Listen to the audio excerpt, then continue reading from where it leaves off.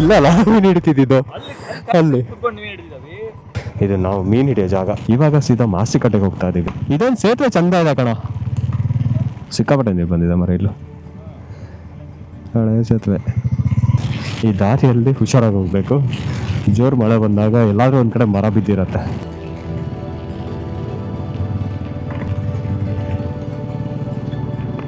ಮಳೆ ಸ್ವಲ್ಪ ಬ್ರೇಕ್ ತಗೊಂತ ಅನ್ಸುತ್ತೆ. ಮಾಸ್ತಿಕಟ್ಟೆಗೆ ಬಂದು ಪಾಸ್ ತೊಗೊಳ್ಬೇಕು. ನಿಮಗೆ ಇಲ್ಲಿ ಲೋಕಲ್ ಯಾರಾದರೂ ಪರಿಚಯ ಇದ್ದರೆ ಪಾಸ್ ಸಿಗತ್ತೆ. ನಮಗೊಂದು ಪಾಸ್ ಸಿಕ್ತು ಸದ್ಯಕ್ಕೆ. ಮಾಸ್ತಿಕಟ್ಟೆಯಿಂದ ಇವಾಗ ನಗರದ ಕಡೆ ಹೊರಟ್ವಿ. ನಗರದಿಂದ ಸ್ವಲ್ಪ ಹಿಂದೆ ಇರೋದು. ನಾವು ತೀರ್ಥಹಳ್ಳಿಯಿಂದ ಡೈರೆಕ್ಟಾಗಿ ಬಂದರೆ ಇಲ್ಲಿ ಕನೆಕ್ಟ್ ಆಗ್ತೀವಿ. ನಗರಕ್ಕೆ ಬರೋದಾದರೆ ನಮ್ಗೆ ಈ ರೂಟು. ಮಳೆ ಶುರು ಆಯಿತು. ಒಂದ್ಸಲಿ ಒಳ್ಳೆ ಬಿಸಿಲು ಬರ್ತಾ ಇರತ್ತೆ, ಒಂದೊಂದ್ಸಲಿ ಒಳ್ಳೆ ಮಳೆ.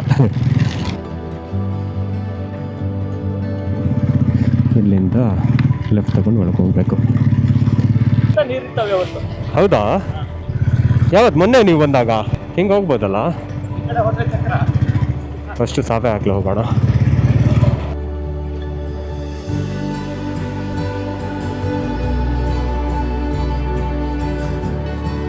ಇಲ್ಲೊಂದು ಚಿಕ್ಕ ವಾಟರ್ಫಾಲ್ ಆಗಿಬಿಟ್ಟಿದೆ. ಹುಷಾರು, ಜಾರಕ್ಕಿದೆ. ಚೆನ್ನಾಗಿ ಕಾಣುತ್ತಲ್ಲ, ಸಗದಾಗಿ ಕಾಣುತ್ತೆ. ಸಿಕ್ಕಾಪಟ್ಟೆ ಜಾರತ್ತಿಲ್ಲಿ, ತುಂಬ ಕೇರ್ಫುಲ್ ಆಗಿರಬೇಕು. ಸಾವೆ ಹಾಕ್ಲು ಬಂದರೆ ಇದೊಂದು ಜಾಗನ ಮಿಸ್ ಮಾಡಬೇಡಿ, ತುಂಬ ಚೆನ್ನಾಗಿದೆ ಇದು.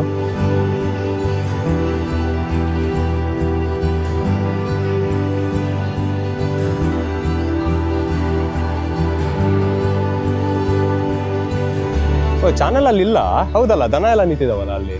ಓ ಹೌದು, ಆ ಕಡೆ ಫುಲ್ ಗುಡ್ಡ. ನಾನೇನು ಅನ್ಕೊಂಡಿದ್ದೆ ಗೊತ್ತಾ, ಹಿಂಗೆ ಚಾನಲ್ ಹೋಗಿದೆ ಅನ್ಕೊಂಡಿದ್ದೆ. ಗದ್ದೆ ಗಿದ್ದೆ ಇದೆಯಾ ಆ ಕಡೆ? ಇವಾಗ ಸಾವೆ ಹಾಕ್ಲಿ ಹೋಗೋಣ. ಈ ಜಾಗ ಮಿಸ್ ಮಾಡಬೇಡಿ. ಈ ಚಾನಲ್ ನೋಡೋಕೆ ತುಂಬ ಚೆನ್ನಾಗಿದೆ. ಸಾವೆ ಹಾಕ್ಲಿ ಇನ್ನೊಂದು 6 ಕಿಲೋಮೀಟರ್ ಇದೆ ಇಲ್ಲಿಂದ. ಹೋಗೋ ದಾರಿಯಲ್ಲೆಲ್ಲ ಚಿಕ್ಕ ಪುಟ್ಟ ಜರಿಗಳು ಸಿಗತ್ತೆ. ಇದೊಂದು ಚಂದದ್ದು ಕಾಡು ದಾರಿ. ಇಲ್ಲ ನಿಲ್ಸೋದ? ಓವರ್ಫ್ಲೋ ಆಗ್ತಾ ಇದೆ, ಅಷ್ಟೊಂದು ಆಗ್ತಿಲ್ಲ, ಅಂದರೆ ಆಗ್ತಾ ಇದೆ. ಒಟ್ಟಿನಲ್ಲಿ ನೋಡೋಕ್ಕಂತೂ ಸಿಕ್ತು. ಹೀಗೆ ಕಾಣ್ತಾ ಇದೆ. ಇವಾಗ ಸೇತುವೆ ಮೇಲೆ ಹೋಗೋದು ನಿಷೇಧ ಮಾಡಿದ್ದಾರೆ. ತುಂಬ ಚೆನ್ನಾಗಿ ಕಾಣ್ತಿದೆ. ಪಾಸ್ ತೊಗೊಂಡು ಬಂದರೆ ಇಲ್ಲಿ ತನಕ ಬಿಡ್ತಾರೆ ಅಷ್ಟೇ. ಮುಂಚೆ ಸೇತುವೆ ಮೇಲೆ ಹೋಗಿದ್ರೆ ಆ ವ್ಯೂ ತುಂಬ ಚೆನ್ನಾಗಿ ಕಾಣೋದು. ಈಗ ಆ ಸೇತುವೆ ಮೇಲೆ ಬಿಡ್ತಾ ಇಲ್ಲ. ಮೋಸ್ಟ್ಲಿ ಜಾರತ್ತೆ ಅಂತ ಹೇಳ್ಬಿಟ್ಟು ಯಾವ ರೀಸನಿಗೆ ಗೊತ್ತಿಲ್ಲ, ಬಿಡ್ತಾ ಇಲ್ಲ ಒಟ್ಟಿನಲ್ಲಿ. ಇವಾಗ ನೀರು ಇನ್ನೊಂದು ಚೂರು ಜಾಸ್ತಿ ಇದ್ದರೆ ತುಂಬ ಚೆನ್ನಾಗಿ ಕಾಣೋದು. ಓಹೋ, ಏನು ಇದು ಹಿಂಗೆ ಕಾಣ್ತಾ ಇದೆ? ಸಕ್ಕತ್ತಾಗಿದೆ ಮಾತ್ರ. ಅಲ್ಲಿ ಮೇಲಿಂದ ಒಂದು ಸ್ವಲ್ಪ ಡಿಸಪಾಯಿಂಟ್ ಆಯಿತು. ಇಲ್ಲಿ ಬಂದ್ರ ಮೇಲಂತೂ ಖುಷಿ ಆಯ್ತು ಮಾತ್ರ ನೋಡಿ. ಇಲ್ಲಿಂದ ಸಾವೆ ಹಾಕ್ಲು ನೀರು ಹರಿದೋಗತ್ತೆ. ಆ್ಯಕ್ಚುಲ್ ಆಗಿ ನೀವು ಇಲ್ಲಿ ಬಂದು ಎಕ್ಸ್ಪೀರಿಯನ್ಸ್ ಮಾಡಬೇಕು ಈ ಜಾಗನ. ಕ್ಯಾಮ್ರಾದಲ್ಲಿ ಜಸ್ಟಿಫೈ ದೇವಣ್ಣಕ್ಕಾಗಲ್ಲ. ಇಲ್ಲಿ ಬಂದು ಮಾತ್ರ ತುಂಬ ಖುಷಿ ಆಯಿತು. ಇಲ್ಲಿಂದ ಇಷ್ಟೇ ಅನ್ಸುತ್ತೆ, ಅಲ್ಲಿಂದ ನೋಡಿದಾಗನೇ ಗೊತ್ತಾಗೋದು ಎಷ್ಟು ಚೆನ್ನಾಗಿ ನೀರು ಬೀಳ್ತಾ ಇರುತ್ತೆ ಅಂತ ಹೇಳಿ. ನೀರು ಇನ್ನೂ ಜಾಸ್ತಿ ಬಿದ್ದಾಗ ಹೆಂಗೆ ಕಾಣ್ಬೋದು. ಇನ್ನು ನೀವುಗಳು ಪಾಸ್ ತೊಗೊಂಡು ಬಂದಿಲ್ಲ ಅಂತ ಹೇಳಿದ್ರೆ ಇಲ್ಲಿಂದ ಮಾತ್ರ ನೋಡ್ಬೋದು. ಇಲ್ಲಿಂದನೂ ಚೆನ್ನಾಗಿ ಕಾಣುತ್ತೆ, ಚೆನ್ನಾಗಿ ಕಾಣಲ್ಲ ಅಂತ ಏನಿಲ್ಲ. ಕೆಳಗಿಂದ ಒಂದು ವ್ಯೂ ಇದಲ್ಲ, ಅದು ಮಾತ್ರ ಅಲ್ಟಿಮೇಟ್ ಆಗಿದೆ. ಅದಕ್ಕೋಸ್ಕರ ಆದರೂ ಪಾಸ್ ತೊಗೊಂಡು ಬರ್ಬೇಕು ಇಲ್ಲಿ. ಅಲ್ಲ, ಈ ರೋಡ್ ಕಂಡೇ ಇಲ್ಲ ಕಣ, ನಾವು ಅಲ್ಲಿ ನೋಡ್ತಿದ್ವಲ್ಲ. ತುಂಬ ಒಳ್ಳೆ ಎಕ್ಸ್ಪೀರಿಯೆನ್ಸ್ ಮಾತ್ರ ಇದು. ಇಲ್ಲಿಂದ ಇವಾಗ ಚಕ್ರ. ಇದು ಕಾಡ್ಕೊಳ್ಳಿ. ಇದು ಎಷ್ಟು ಕಲರ್ಫುಲ್ ಆಗಿದೆ ನೋಡಿ ಅದು. ಹಾಂ ಅಲ್ಲ, ಬಂದ್ವಿ ಈಗ ಚಕ್ರಕ್ಕೆ.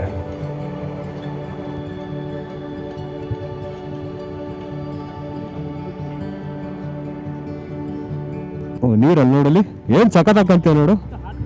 ಹಾಂ, ಎಷ್ಟು ಚೆನ್ನಾಗಿದೆ ಗೊತ್ತಾ ಈ ರೋಡ್ ಮಾತ್ರ ಅಲ್ಲ. ಅಲ್ಲಿ ವೆಹಿಕಲ್ ನಿಲ್ಲಿಸ್ಬಿಟ್ಟು ಇಲ್ಲೇನು ನಡ್ಕೊಂಡು ಬರ್ಬೇಕು ಆ ಗೇಟಿಂದ. ಇಲ್ಲಿ ಮುಂದೆ ಹೋದರೆ ಓವರ್ಫ್ಲೋ ಆಗೋದು ಕಾಣತ್ತಂತೆ. ಎಷ್ಟು ಚೆನ್ನಾಗಿದೆ ಗೊತ್ತಾ ಈ ಜಾಗನು. ಇದು ಓವರ್ಫ್ಲೋ ಆಗೋ ಜಾಗ ಇದು.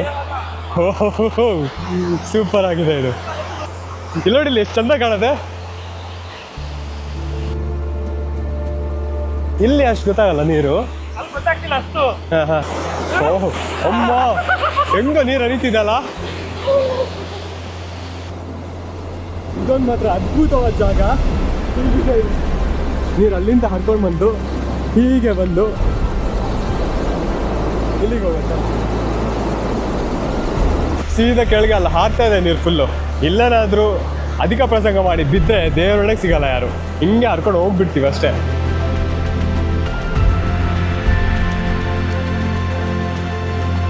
ಕ್ಯಾಮ್ರಾದಲ್ಲಿ ನಿಮಗೆ ಇಂಟೆನ್ಸಿಟಿ ಗೊತ್ತಾಗಲ್ಲ ಎಷ್ಟು ಭಯಾನಕವಾಗಿದೆ ಅಂತ ಹೇಳ್ಬಿಟ್ಟು. ಇಲ್ಲಿ ಬಂದು ನೀವೇ ಪ್ರತ್ಯಕ್ಷವಾಗಿ ನೋಡಿದಾಗ ಗೊತ್ತಾಗುತ್ತೆ. ಆ ಕಡೆ ಫುಲ್ ಬಿಸಿಲಿದೆ, ಈ ಕಡೆ ಮೋಡ, ಅದರಿಂದಾಗಿ ಎಷ್ಟು ಚೆನ್ನಾಗಿ ಕಾಣ್ತೀವಿ ನೋಡಿ.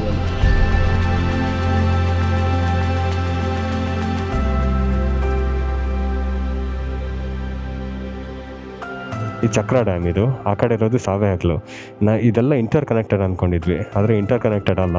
ಅಲ್ಲೆಷ್ಟು ಮೆನ್ಷನ್ ಮಾಡಿದ್ದಾರೆ ನೋಡಿ, ಎಷ್ಟು ವಿಸ್ತೀರ್ಣದಲ್ಲಿ ನೀರು ಶೇಖರಣೆ ಆಗಿದೆ ಅಂತ ಹೇಳಿ, ಅದಷ್ಟೇ ಚಕ್ರ ಡ್ಯಾಮ್. ಸಾವೆ ಹಕ್ಲೆ ಕಂಪ್ಲೀಟ್ ಆಗಿ ಬೇರೆ. ಅಲ್ಲಿಂದ ನೀರೇನಿರುತ್ತೆ ಅದು ಶರಾವತಿ ಕನೆಕ್ಟ್ ಮಾಡಿದಾರಂತೆ.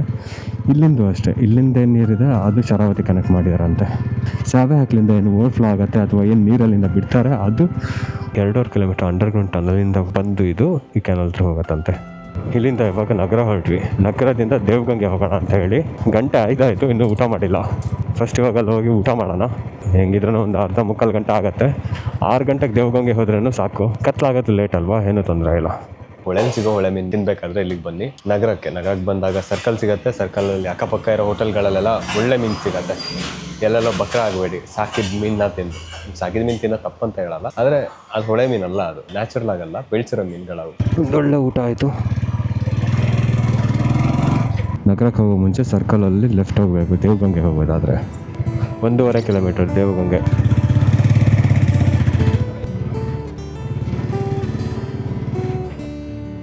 ದೇವಗಂಗೆ ಕೊಳ ಈ ಕಡೆ ಕೆಳಗೆ ಇಲ್ಲೇ ಹತ್ತಿರದಲ್ಲಿದೆ. ನಂಗೆ ನೆನಪಿದ್ದಂಗೆ ಬಂತಲ್ಲ, ದೇವಗಂಗೆಗೆ ಬಂದು. ದೇವಗಂಗೆನೂ ಅಷ್ಟೇ ಒಂದು ಅದ್ಭುತವಾದ ಜಾಗ, ಮಿಸ್ ಮಾಡದೆ ಬರಬೇಕಾಗಿರೋ ಜಾಗ. ನಗರ ಅಥವಾ ಸಾವೆ ಹಕ್ಲು ಈ ಸುತ್ತಮುತ್ತಲ ಜಾಗಕ್ಕೆ ಬಂದರೆ ದಯಮಾಡಿ ಈ ಜಾಗಕ್ಕೆ ಮಿಸ್ ಮಾಡದೆ ಬನ್ನಿ. ತುಂಬ ಚೆನ್ನಾಗಿದೆ, ಪ್ರಕೃತಿ ಮಧ್ಯದಲ್ಲಿದೆ. ಅದರಿಂದಾಗಿ ನೀವು ಡ್ರೈವ್ ಮಾಡ್ಕೊಂಡು ಇಲ್ಲಿ ತನಕ ಬಂದ್ರೂ ಏನೂ ತೊಂದರೆ ಇಲ್ಲ. ಇದು ಶಿವನ ದೇವಸ್ಥಾನ ಇಷ್ಟು ಚಂದ ಇದೆ. ಇದು ದೇವಗಂಗೆ.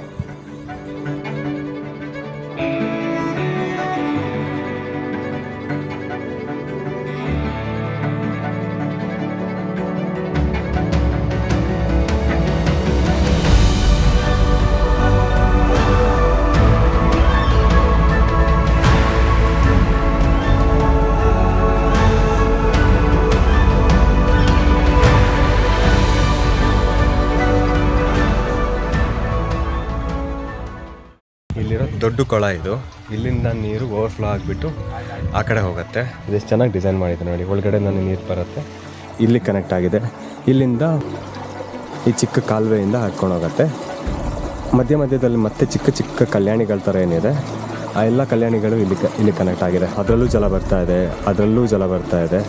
ಅಲ್ಲಿ ದೇವರಿಗೆ ಯೂಸ್ ಮಾಡೋಂಥ ನೀರದು, ಅದ್ರ ಆ ಕಡೆನೂ ಇದೇ ರೀತಿ ಇದೆ. ಈ ಕೊಳದ ನೀರು ದೇವರ ಅಭಿಷೇಕಕ್ಕಂತೆ. ಇಲ್ಲೂ ಅಷ್ಟೇ, ಆ ಡಿಸೈನ್ ನೋಡಿ ಎಷ್ಟು ಚೆನ್ನಾಗಿ ಮಾಡಿಟ್ಟಿದ್ದಾರೆ. ನೀರು ಹರಿತಿಲ್ಲ ಅಂದ್ಕೊಂಡೆ, ಕ್ಲೀನಾಗಿ ಕಾಣ್ತಿದ್ದಲ್ಲ ಹರಿತಿರೋದು. ಇಲ್ಲಿಂದ ಹರಿದು ಹೋಗಿ ದಾರಿ ಮಾಡಿಟ್ಟಿದ್ದಾರೆ. ಇದು ಕನೆಕ್ಟ್ ಆಗಿದೆ ಅಲ್ಲಿಗೆ, ಅಲ್ಲಿ ನೋಡಲಿ ಇದೊಂದು ಡಿಸೈನ್ ನೋಡಿ, ಇದು ಒಂದೊಂದು ರೀತಿ ಇದೆ. ಇಲ್ಲಿಂದ ಕನೆಕ್ಟ್ ಆಗಿದೆ ಅದಕ್ಕೆ ಮೇನ್ ಕೊಳಕ್ಕೆ. ಮಾತಾಡೋಣ, ಮಾತಾಡಿದ್ರೆ ಅದ್ರಲ್ಲಿ ಬರುತ್ತೆ, ನಂಗೆ ಗೊತ್ತಿಲ್ಲ. ಹಾಗೆ ಈ ವಿಡಿಯೋನ ಇಲ್ಲ ಎಂಡ್ ಮಾಡ್ತೀನಿ. ಸಿಗೋಣ ನೆಕ್ಸ್ಟ್ ವ್ಲಾಗಲ್ಲಿ. ಅಲ್ಲಿ ತನಕ ಬಾಯ್ ಬಾಯ್.